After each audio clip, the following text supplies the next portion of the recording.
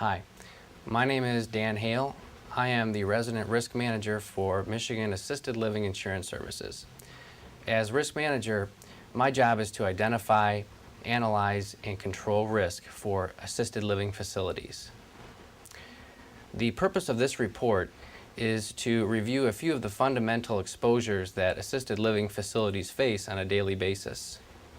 Those four main exposures are property, liability, net income, and personnel. Let's start with the property exposure. Take, for example, a small fire in the kitchen of your facility. Ask yourself, what would be the property loss if that fire were to occur tonight? Obviously, there'd be an immediate loss to the equipment in your kitchen, but consider, if you will, the smoke that permeates through the facility. It's likely that the agency that licenses facilities, or the Michigan Agricultural Agency, would condemn all the food in your kitchen. It's likely that the smoke would permeate into the resident's property. It's also likely that the facility would no longer be inhabitable until you're able to remove or remediate that smoke. In my experience, there have been two main property exposures that are oftentimes overlooked.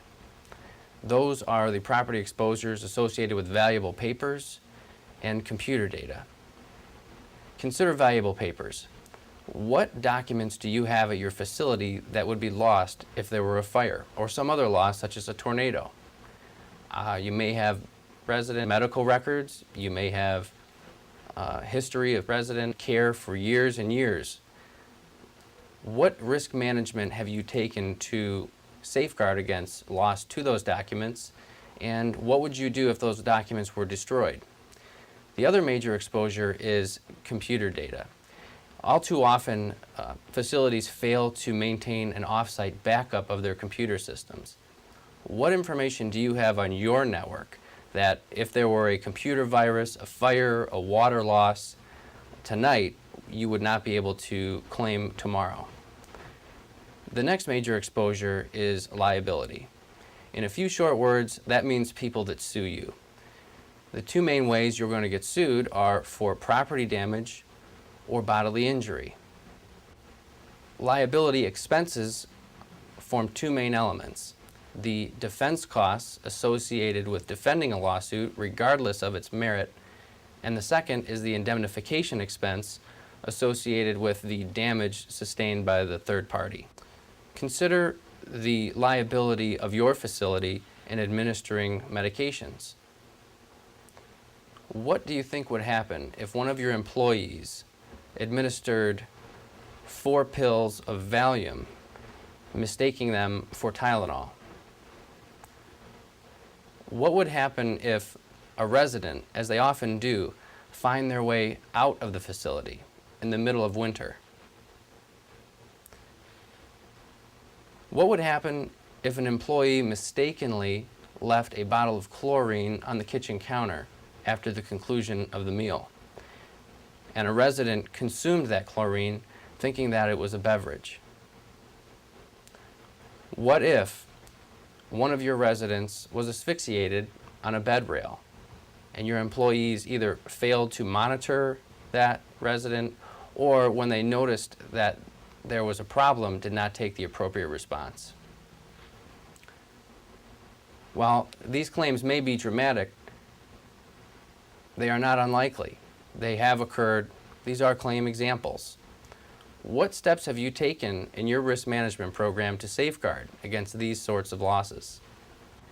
In addition to your liability directly with your residents, you also may have assumed liability through your contracts. Assisted living facilities, like any other business, enter into contracts on a daily basis with a number of other companies, with independent contractors, with vendors. Oftentimes, these contracts will include what are called indemnification and hold harmless agreements. Here's what that means. With a hold harmless agreement, you are waiving your right to sue that company. For example, assume that you hire a snowplow company to maintain your lot and front sidewalk in the winter. further assume that that snowplow company at 3 o'clock in the morning, after hours of work, slides on the ice and causes damage to the entrance of your building. With a hold harmless provision in a contract such as that, you are unable to bring suit against them for your damages. The other side of that provision is the indemnification clause. Similarly, it says that you are promising that you will pay for that vendor's, that independent contractor's, that other company's defense and their indemnification if anyone sues them arising out of their operation. Take the snowplow example. If a snowplow company inadvertently hits one of your employees or hits maybe one of your vehicles in the parking lot, that employee would then bring suit against the snowplow company.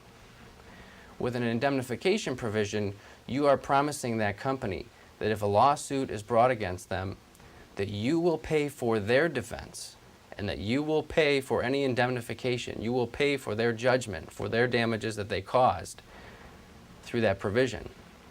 Now, it doesn't seem right in many cases that your company should incur the responsibility for the acts of your independent contractors or vendors, but oftentimes these provisions are included within somewhat hidden language in the contracts.